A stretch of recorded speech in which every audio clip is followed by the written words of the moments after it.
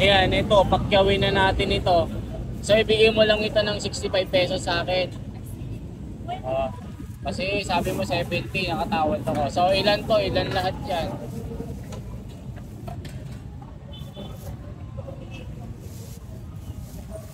So, hindi mo pa nabebenta lahat ito?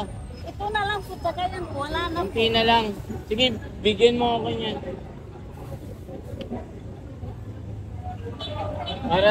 Para maubos na yan. Yung kasamang bunga po na. Sige. Sana.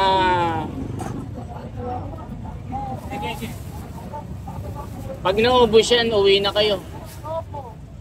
Sige, pakyawin ko na yan. Paubos ko na lang po ito. Sige. Mga bukas po siguro, alis na po kami. Oo. Naiinip na. Saan kayo sumasakay, te, pagka uwi kayo? Doon po sa may bus po. Doon po kami. Saan ka bababa nun? Sa ano po, sa Gapas po, sa Caltex po. Tapos, Pinatubo na. Hindi po sasakay po kami ng Saraw. Papunta na po ng Santa Juliana o sa Pinatubo na po. Sasakay kayo ng truck, Santa Juliana. Opo. Tapos, Pinatubo na. Opo, lalakarin na po yun. Okay. So, sa tingin mo, ilang kilo yan? Para maubos na yan. Kaya tulungan na kita. Kaya ilang kilo to. Siguro wala pa namang ano yan. Wala pong halo yan. Kaya I mean, ilang kilo kaya ito? Hindi ko po alam, sir. Hindi ko po alam, sir. Baka magkulang naman yung pera ko. Para para maubos na. Yan. Ito lang. Magkano kaya lahat yan? Sa tingin mo magkano? Alam. Para ito na lang po paubos. Yan, kunin ko na lahat yan. Kilohin mo yan, magkano?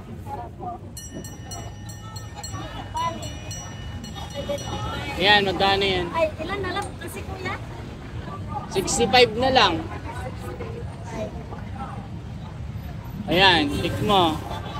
Halika tayo pa rin. Kano yan?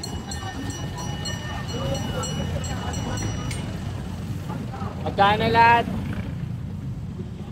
415 po. 415 lahat. Opo. So, ilang kilo siya? 6 po. So, 6 na kilo. So, ang presyo niya 415. Sige, kunin ko na yan. Bigay mo na sa akin yan. Kaso wala akong nalagyan. Ano po kaya? So, 415 ano? Eh, wala po kung saan. Sige, ito. Pakyawin ko na ito. Tapos, yung luya ito, magkano ito? Po. Magkano itong luya? 20 po tumpok po. 20 tumpok. Kasama niya. 20 ito. Bigay mo na sa akin ng 15. 15 na. 1, 2, 3, 4, 5, 6. 6 times 15. 6 times 15. Sige, 15 lang, 15 na lang yan eh. Baka mo tayo, magkano? 6 times 15 po. Saglit lang kuya, inaano lang yan.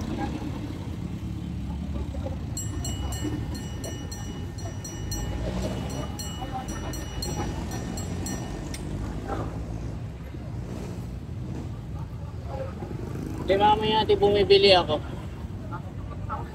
6 times 15. 6 yan. Times 15. Magkano?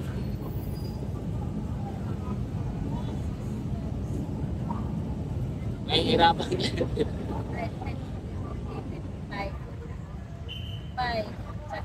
30 plus 30. Ano po, 30. 90. 120. 120. O 120 plus 415. 450. Ah, 455. magkano lahat? 415 plus ano? Saka po, Magkano yun? 120 po. Oh. O 120 plus 415. Magkano? 135 po. 110. 135. Edi 415 plus 140. 415. Saka po, 120. Oh. 50. Plus. I-calculate natin kasi baka mamaya malugi ka. Kuminsan po sir, nalulugi na po. Magkano? 415. 415. 415 eh. 415 plus 120 po. 120. O 535 lahat. Opo, 535. O 535 lahat. Okay. Lang. Bagay. Magkano? 535 ano? 535. So 535. Sir, doble ko na lang po yun. O, ha? Doble ko po ng plastic. Sige, doble mo na lang yan. Masaya na ito. Pang ano lang. Panggatas na rin ni baby. Ay, salamat po. Ah, Salamat po. para ano eh, pinakyo ko na rin yan. Opo, ay, salamat po. So, halimbawa ito, hindi pa maubos bukas. Pag may pera pa ako, Mauubos na po sir. uwi ka na nun. Uwi na po kami. Ah, Tanghali po, uwi na po. Kahit na po hindi maubos, dali na po namin. oo. Binibigyan na lang po Wawa namin ng naman, oh. 75 po. Kahit hindi po kami maghanap po eh, sir. Wala. Ha? Wala po. Mahirap po kasi pag wala po talaga. Oh, dagdagan ko pa. Oh, Ay sir, ano mo na po ito? hindi okay na. Pinalatan ko lang po ito sir. Ah. Kahapon. Okay na yan para at least yung ano mo, pag uwi mo, may pambili ka na ng bigas. Dagdag ko na lang. Oo ah. Kasi di ba binigyan mo ko ng discount? At least ano, konti na lang yung ititinda mo. Kung may pera pa sana ako, bilhin ko lahat eh. Ay Ah. salamat po sir. Ay dagdag ko na po ito sir. Hindi na, ang bigat na oh. Ang bigat na. Ay salamat po sir. Oo, konti na lang. Sana may bibili pa dito ha. Salamat po. Eh, pag-pray mo na may bibili pa dyan. Ilan yung anak mo? Ito po may asawa na po yung isa. Ah, 7. Grabe. Ilan taong ka nag-asawa? Ano po, 18 po sir. Grabe. Ilan taong ka na? Ano po, 38 po. Grabe. Ano? Magkano sa kanila po sir? Oh, pakiwin mo na. Pinakyawan ko na. Oh. 75 po. Ito, dapat nagtatrabaho ka. Tignan mo sila, oh. Diba? Sila nagtatrabaho. Diba? Dapat nagtatrabaho din. Titinda ka. Para at least matulungan ka nila. Eh, kasi kung hihingi ka lang, wala. Sir, salamat. Oh, ingat kayo, ha. Opo. At least ano, meron ka ng panggatas ng anak mo ha. Kaso ito, di ko alam kung paano ko bibit-bitin ito. Pero okay lang. Saan po kayo? Bibit-bitin po. Yakin ko na lang po kayo. Hindi, mag-taxi na lang ako. Sige. Oo.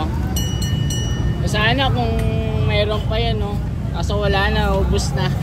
Ay, salamat po Ah, sa Diyos. ingat ka din ha. Okay, say thank you, thank you.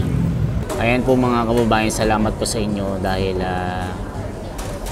nagawa ko na rin yung mission natin. Pasensya na po kayo, hindi po ganun kalaki yung naibigay po sa ating kababayan na katutubong EITA. Alam ko kahit papaano malaking tulong para sa kanya yun dahil napakahirap pong kumita ng pera. Kaya pasensya na rin po kayo nung nakaraan dahil sakto lang po yung dala kong pocket money. So ngayon, kahit papaano nakapagdala po tayo ng konting pera, yun po ang binigay po natin sa ating kababayan. Mga kababayan, wala pong kita yung video ko na in-upload ko kay ate. Ewan ko kay FB bakit walang kita. So kung anong kikitain ng video natin, magpapatuloy po tayo sa gagawin nating mga charity natin. So ang hihilingin ko lang po sa mga basher natin, alam ko nanggigigil po kayo dahil kahapon, pero sabi ko nga sa inyo, pasensya na. Ngayon makabawi tayo. Sana po itong video na ito ay magsilbing aral sa mga kababayan natin na pag nakakita po kayo ng mga katutubo na nagtitinda, ay huwag nyo nang baratin. Dagdagan nyo na lang po, huwag nyo nang tawaran. Kasi yung ginawa ko po ay isang social experiment lang. Pinakita ko lang po sa inyo kung gaano po kahirap ang buhay nila, na yung mga inaangkat po nila na produkto nila ay galing pa bundok. Napakahirap pong magtanim ng mga gulay, mga kababayan, na ibababa pa sa patag para lang ibenta. Kaya wag niyo nang tawaran. Yung ginawa ko ay isang social experiment lang. Kaya sana po i-share niyo po ito, i-like niyo po para yung mga susunod pang mga gagawin po natin ay makatulong po tayo ng marami sa mga kababayan natin. Salamat.